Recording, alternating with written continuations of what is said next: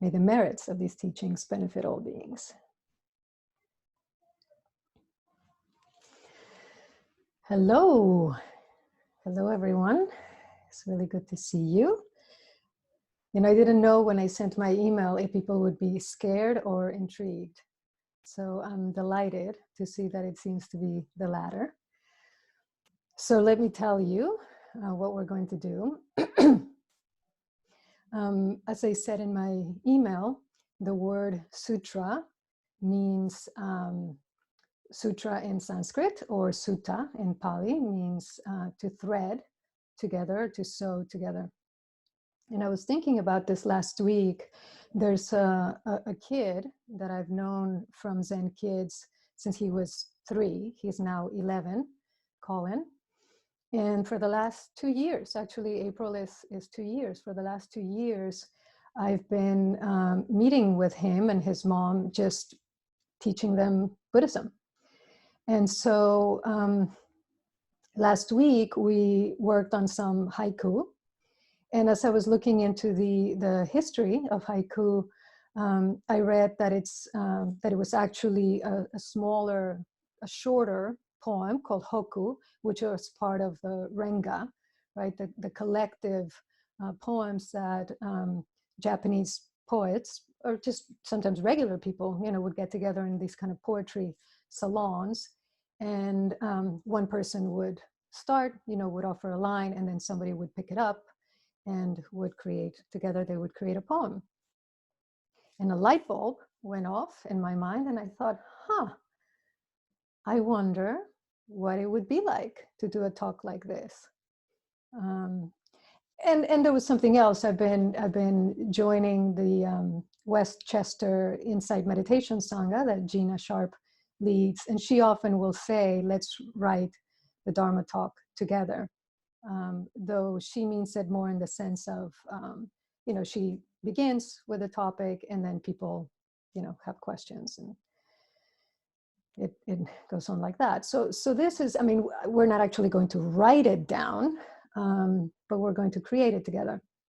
And I am recording this just because I would like it for my archives, but I'm not going to post it. I want you to feel free to really speak. But I thought, if we get better at it over time, it would be a wonderful offering, I feel. So, we'll see, but you don't have to worry about that right now. And so the way that it will work is I will start, with just a short passage, a short teaching. And then whomever wants to pick it up will do that. So, you can raise your digital hand. If you don't know how to do that, you just go down to participants. And when the panel appears, there at the bottom, there's a tab, right, that says raise hand. If for some reason you get into trouble, just raise your physical hand. And so, you're picking up, whoever would like to follow after me, you're picking up on what I said. And, there's a couple of guidelines, let's say. One, be brief. So everybody who would like to have a chance, and by brief, you don't have to time yourself or anything, but, just, a couple minutes, 2-3 minutes, so that everybody who would like to speak has a chance to do that. Speak from your experience. So even if you reference a teaching, if you reference a book, perhaps that you've read recently, which is fine, do reference it, do attribute it, so we know who it is that you're quoting or referring to. But then, more importantly, tell us why that's important to you, right? So I really don't want to hear, that the 5th rank of Master Dongshan is unity attained. Well, that's great, but what does that have to do, with you, with your life right now, with your practice right now, with your questions right now?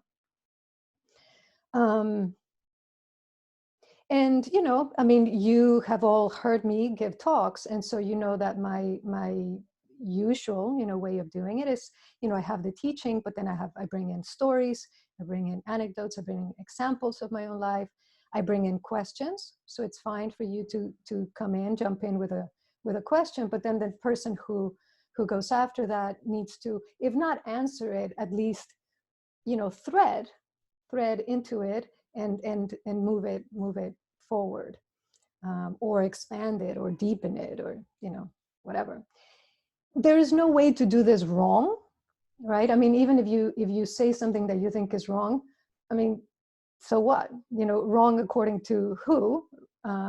When we're exploring together. I mean, that's the whole point. I was thinking that cumulatively, we have hundreds of years of wisdom and experience, our lived lives, each one of us, the things that have worked, the things that haven't worked, right? So you also don't have to come into this, you know, knowing anything. It can be a doubt, or it can be, you know, an example of something that didn't work, and that then can be a point of reflection.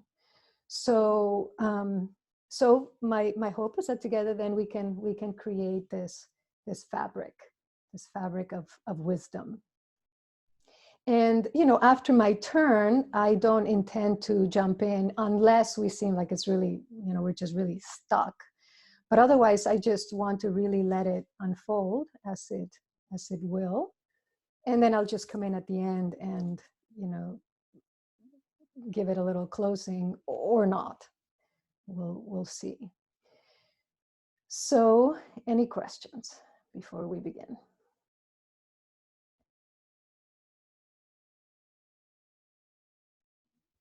Okay. So I just started editing a manuscript for Parallax Press on the 8 realizations of great beings. And I think there seem to be like different versions of this teaching, because I've seen it, just the contents are even, they're different. So this particular version is used by the Thich Nhat Hanh order of interbeing. And it's a translation from the Chinese, from Pali to Chinese, by a Vietnamese monk by the name of An Shi Kao. And this is early Buddhism. This is like second century of the Common Era. So Buddhism is just beginning, and this sutra already exists. And it's very simple, and it's really kind of a list. And I'm not going to go through the whole thing now. So I'm just going to read to you the first realization. So it says, the first realization is the awareness that the world is impermanent. And then there's a little bit of commentary. Political regimes are subject to fall. Things composed of the 4 elements are empty, containing within them the seeds of suffering. Human beings are composed of 5 aggregates and are without a separate self. They are always in the process of change, constantly being born and constantly dying. They are empty of self and without a separate existence. The mind is the source of all confusion, and the body the forest of all unwholesome actions. Meditating on this, you can be released from the round of birth and death. And I'm just going to add one little bit. This book is by that I'm working on is by one of Thich Nhat Hanh's senior students, Brother Pap Hai. I'm not exactly sure how you pronounce his name. And he said this about impermanence, which I thought was quite nice. He says, what can I do in this moment so that this breath, this step, this interaction can be the most meaningful breath, the most meaningful step, the most meaningful interaction that I've ever had? So he's really encapsulating impermanence with this statement. And so now I open it up to you. I guess I need to be unmuted so I can call on you.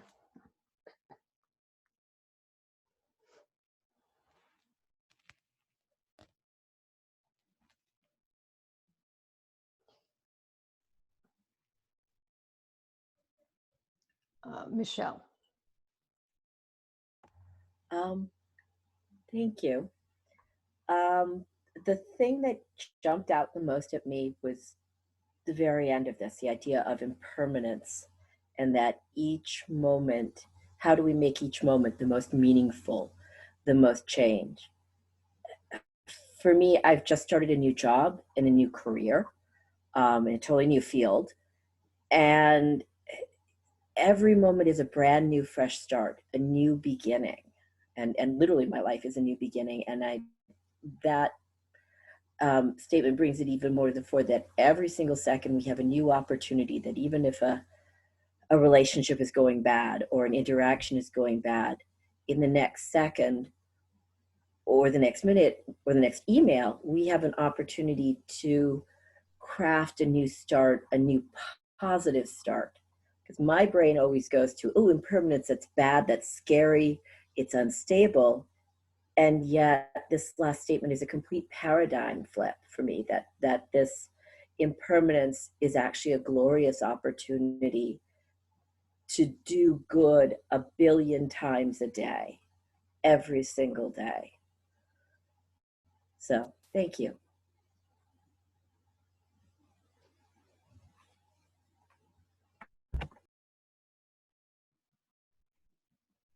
Saren. Thank Michelle for that, because I feel like she helped crystallize something that was floating. That last part was what jumped out to me as well. And it's something I feel when he's talking about making each breath the most meaningful. And I feel like I waste a lot of time. And there can be a pressure in an internal pressure that doesn't necessarily help me shift that. And one of the things that I've often turned to is the 5 impermanences. And while I'm doing this thing that I feel is wasting time playing some mindless game, I will start chanting that in the back of my mind to start to make that shift. And even if I don't make the shift, it brings me into a place of just, am I at least enjoying what I'm doing? If I have a mind that likes puzzles and games, and just really feel like I'm losing a little bit the thread that I was trying to bring into this, but that idea that every moment you can make a shift. I'm actually in one continuous thread, and I was struggling this afternoon with staying in the container. And so I made a shift. I signed up for this because Zoom holds me accountable. You're seeing me, and I'm being seen. I'm more in the moment in a way that live stream doesn't always work for me. So that idea that impermanence does allow a shift at any time if you just become curious and almost playful in finding it. And Saren, if I could, just for people who might not know, can you say the 5 remembrances? I am of the nature to grow old. I cannot escape death. I am of the nature to have ill health. I cannot escape ill health. I am of, it's been a while since I've done these. I am of the nature, old age, sickness, and death. I am of the nature to die. I cannot escape death. Did I mess those up somehow? I did. Okay. You said that one, but everyone I know, everything I own, is of the nature to change. I cannot escape being separated from them. My only true belongings are my actions. My actions are the ground upon which I stand. Thank you.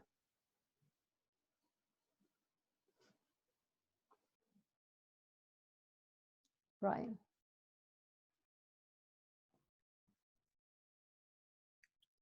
The 5 remembrances are a teaching that I use as often as well. And what's so interesting to me is the so sort of the first 4 remembrances are speaking directly about impermanence, related to ourselves and those we love and really everything. And then the last one speaks so directly about our actions. And amidst this impermanence and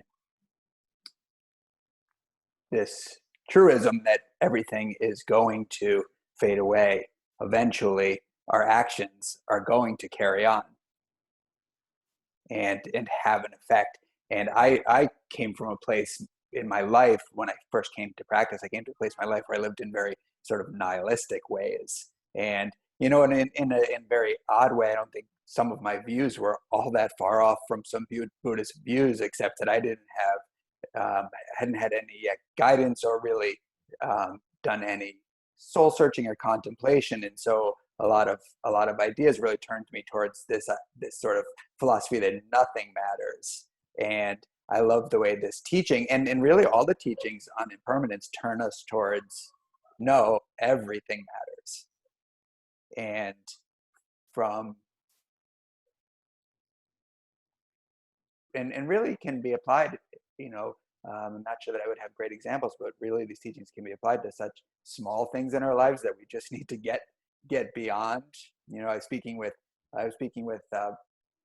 Amy recently about, she was really struggling with something that she said to someone, and it wasn't a real significant thing, but it was bugging her the way she said it. And I thought to myself, how many times have I done that? Have I just not liked? I mean, I'll probably do it when I'm finished right now. How I have not liked what I have said, and then I'll sort of, it'll go around in my head for a while, and I'll feel like it's the end of the world. But when I was thinking about it the other day with Amy, I couldn't think of one example. So that said a lot to me about how important those things really are. But that's no small thing. It can help us get by those less significant issues in our life, and can really help us face the significant ones. The real life changes, the new job, the aging parents. That's something that I'm working with. Whatever the significant things in our life are. So I'll leave it there. Thank you.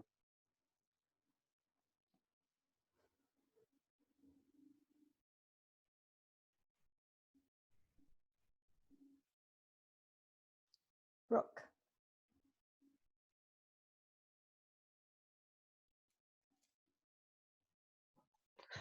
I wonder, could you repeat the beginning of that? Sure. Yeah, because some of it is repetitive and a little abstract. Political regimes are subject to fall, and the awareness itself is the world is impermanent. Political regimes are subject to fall. Things composed of the four elements, air, fire, water, earth, are empty, containing within them the seeds of suffering. Human beings are composed of 5 aggregates, the 5 skandhas, and are without a separate self. They are always in the process of change, constantly being born and constantly dying. They are empty of self and without a separate existence. The mind is the source of all confusion, and the body, the forest of all unwholesome actions. What do you think of that? Meditating on this, you can be released from the round of birth and death. There's my problem. I don't know, like, I mean, I like being alive. I like this thing. Why would I want to ever be released from that? Right? I mean, first of all, I don't even get what that means, like to be released from that round of birth and death. But I mean, I love being alive. And if I have to die and then get reborn again, like, that doesn't seem like such a bad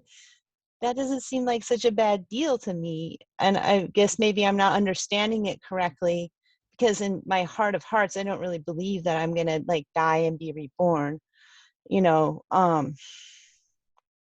so I have a real hang up at that spot, because I don't really, I mean, if I was going to be released and maybe go to heaven where I could just be alive all the time without any suffering, like, that sounds good. But like, I really dig existence. you know, as convoluted and confused and delusional as it is, I love it. I love existing. I don't ever want it to stop, ever. And I don't know if that's my hang up. I like all the other stuff. You know, I really like, for instance, I was at Trader Joe's and I was talking to a Black man there and telling him I grew up in white part of the country, you know, Montana, and talking to him about Buddhism. I don't know how I had this whole conversation with him in the space of time it took for him to ring my groceries. But you know, I told him like the Four Noble Truths, that life is suffering, no matter how rich we are or famous we are, or what color our skin is, we all suffer. You know, I dig that part of the teaching. But this whole thing about being released and released from existence, like, who would want that?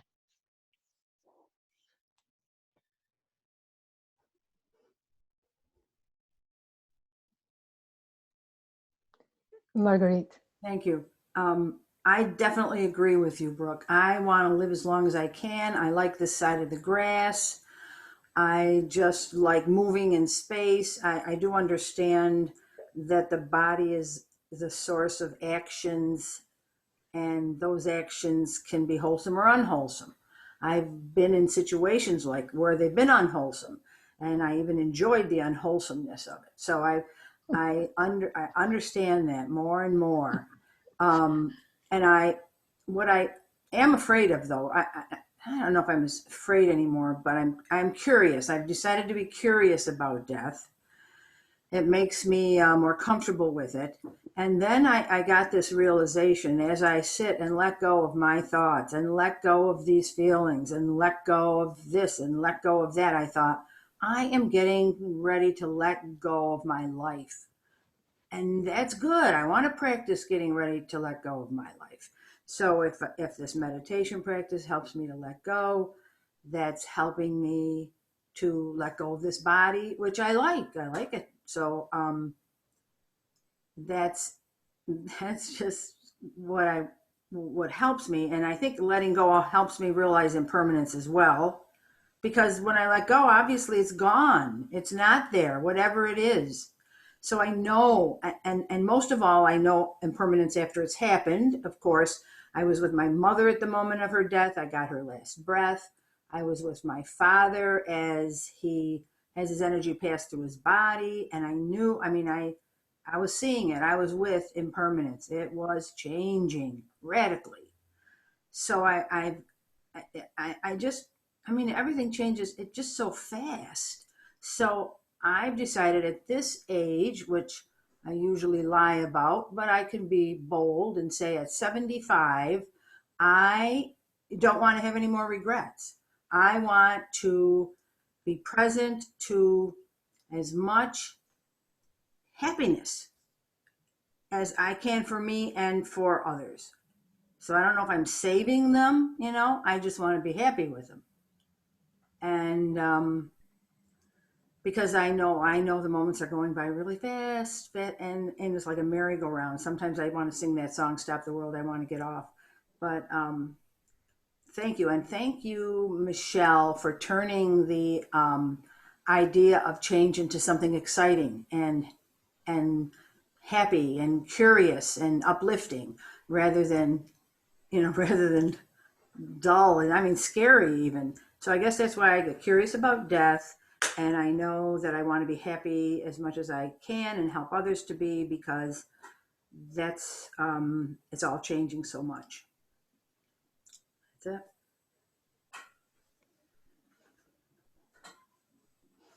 Adam.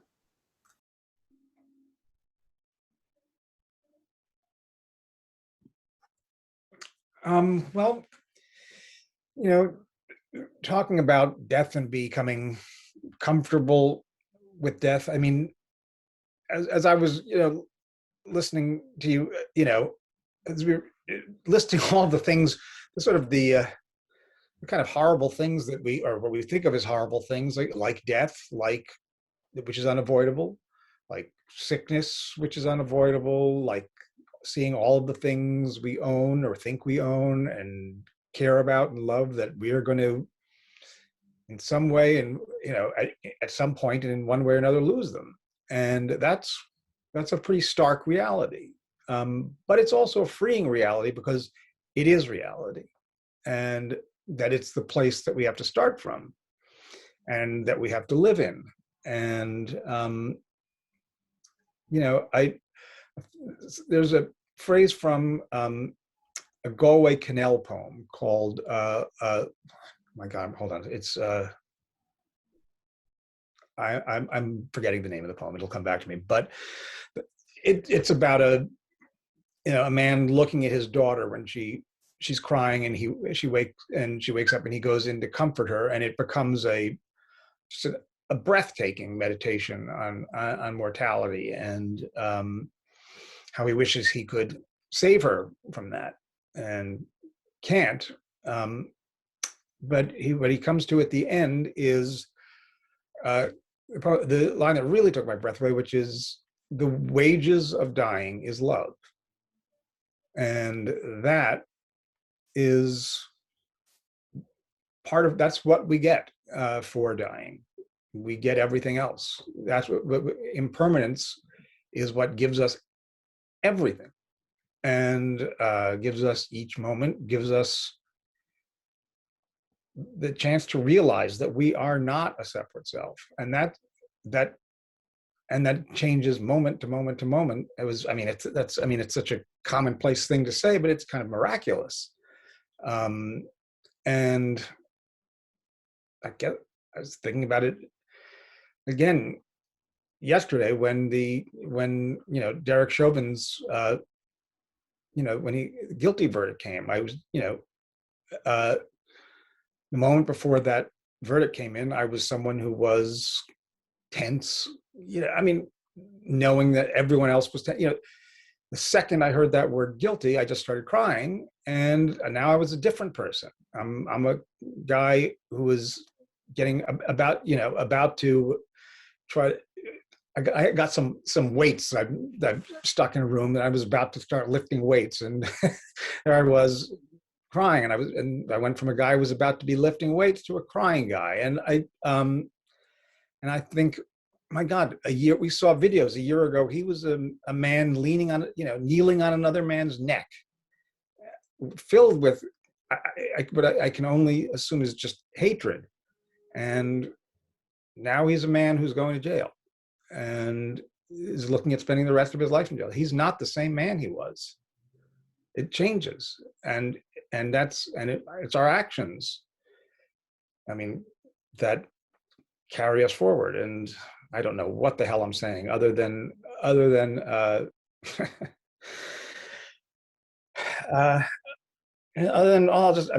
last thing I'll say, this morning when I was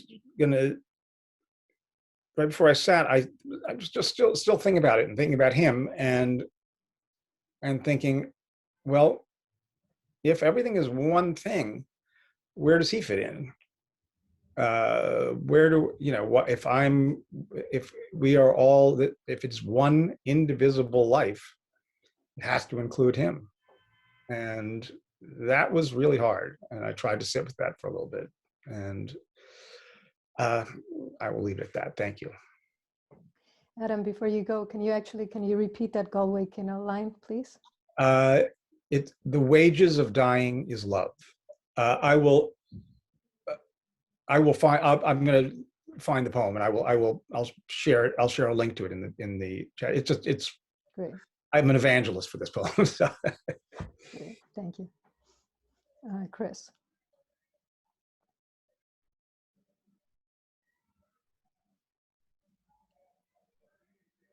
I love that line. It sounds familiar. Maybe I've heard it. I keep thinking about love and Angel Kyoto Williams, who said that love is space. And I've heard her say it a couple times. And just the fact that it's like 3 words and it covers everything for me is somehow extra special and magical. And I think for me, it really connects to what Adam was just saying about how I let everything in the world belong. And I feel like these days I'm really looking to do that, and the only way that seems really reliable is to give space, which doesn't always mean, you know, like physical space, like, you know, backing away from something, or you know, clearing things off, although sometimes it's those things, or pausing in my speech, although sometimes it's that. It's like space is like a natural quality of things, and I discover more and more that it's always there, and it's me, and then my ideas of trying to fix and adjust and pin down right and wrong and things like that just occlude the space, and clutter space. And so I'm really working to let space be itself, and discovering how that is a way, the way to love, you know, and then all the forms that space can take when we let it be, you know, when we get out of our way and get out of the way of other things that are just trying to be themselves, and somehow it makes it more tolerable, although not less painful, to have things like murder in the world. There's like such a deep mystery in that version of space, you know, like, yeah, what was Derek Chauvin's life? I've been thinking a lot about, like, what was his life like, you know, when he was a kid, and when he was proven to not be a good person, to be a police officer, you know, and he was reprimanded so many times. Like, we let him down all those times, and then he did a terrible thing, you know, and got justice, perhaps, you know, precisely what he deserves. And then just the sadness of how, of that chain of everyone being let down. And the only way I can tolerate that version of space now is seeing, like, oh yeah, that's what is. And that's what happened when a lot of people didn't give the right kind of space, you know, didn't make space and have love in the right way. And I wonder a lot about how I can give space and find the flavor of space that is love. So that's all.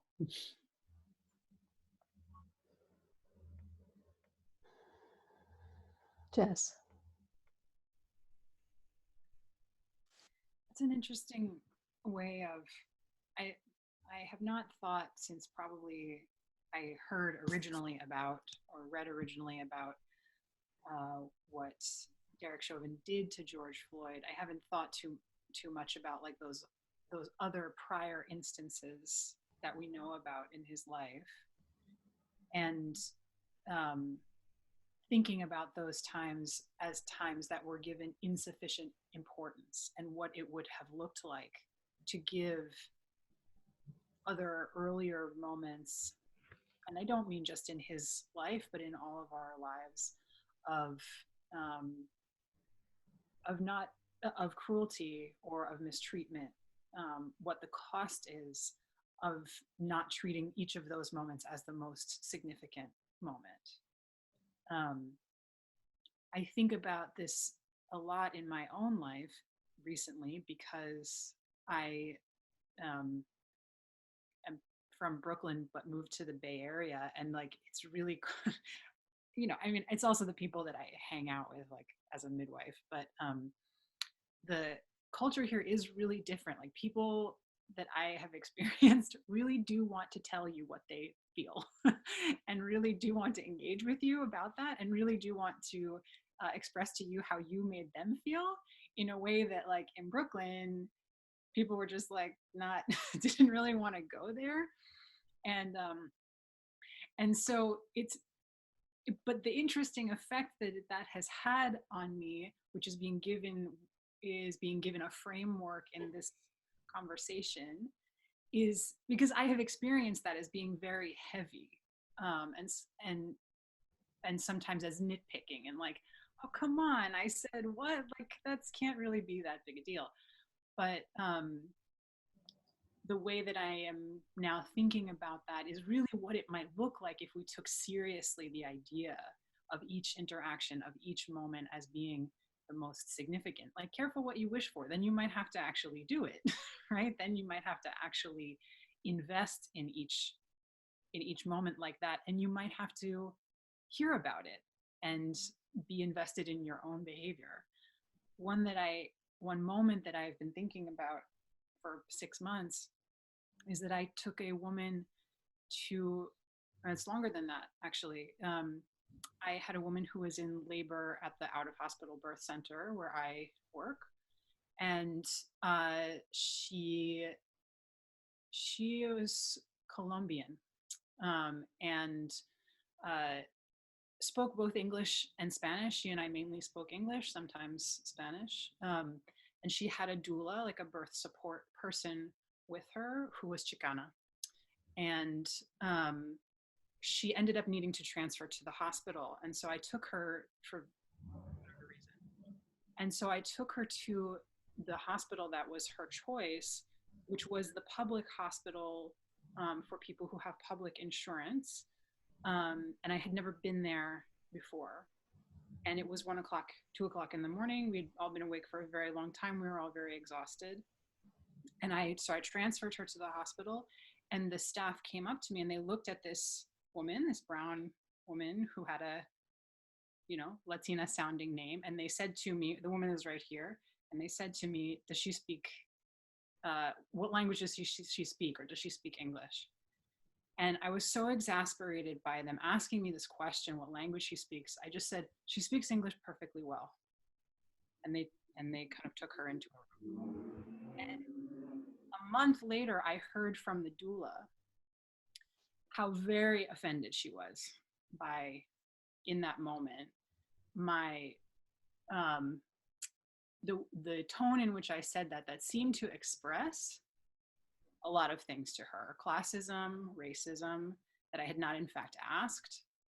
Whereas in my mind, apart from just being very exhausted and thoughtless in that moment, I was drawing on all kinds of other previous experiences I had had in which not being English speaking meant that you would be treated poorly, meant that you would be set up to be treated badly. And so offering someone's English speaking at the beginning of an interaction was a way of helping to protect them in that moment. And this was like the most, it was like half a second, right? But it has stayed with me. So I wonder what it would look like for us really to take this offering of taking seriously each moment as the most significant moment, even if then that is even if then you have to actually deal with it, because then you have to actually deal with it.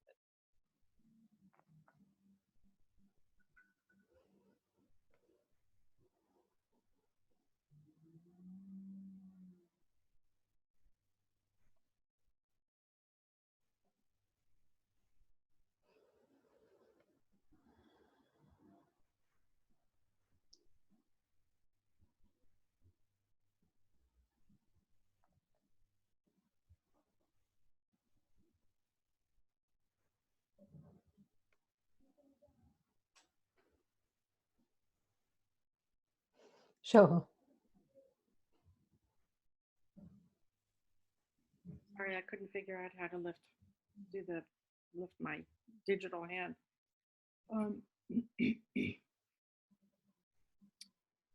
I remember when I first heard the concept, I guess in a Dharma talk. Absolutely, either at the temple or at the monastery, the concept of we are constantly being born and we're constantly dying. And I had never thought that before. I had never thought that before. I was not aware of that idea and had never lived my life with that in mind. And it really rocked my world to hear that. And it impacted me so because I felt that it was so completely true. And I found it tremendously relieving because I realized that I, for the most part, for most of my life, had kind of spent my, most of my moments thinking about the future and thinking about the past, really thinking, planning about the future and scheming about what I should have done with the past, and what I can do in the future, undo what happened in the past, and just scheming, all the time. And so the thought that really everything is coming, everything's changing, we're changing every molecule, inside of us and outside of us, all of us together, all of it changing all the time, coming and going, was a deep relief to me. And just talking about it, it's a relief to me, and it helps me be less afraid of dying, because I feel it as something that's true, and I can't change it, nor would I want to, but it's like I feel it in my heart as something that's true. And because of that, I have a experience of like relieves all this pressure, about how I'm trying to manipulate constantly, constantly. So much energy, into that kind of effort to manipulate, make things more of what I want and less of what I don't want. And it's just, it's just a ridiculous thing to do. And such a waste of time. And it's not real. It's not true. It's not effective. It's not something that can be done. And so, to just sit back and be able to take a breath and just be aware of what's going on right at the minute, like right now, is a deep relief. It's a deep relief. And, I'm so very grateful to have had that concept introduced to my mind, and has helped me with getting through very difficult times, and also getting through thinking that this is a wonderful time right now too, and really knowing that this is a wonderful time. It's not gonna be here an hour or tomorrow, just this thing right now is fully rich, and this is it, so it's been a great relief to me to have that concept in my life. So I'm truly grateful about that. So thanks.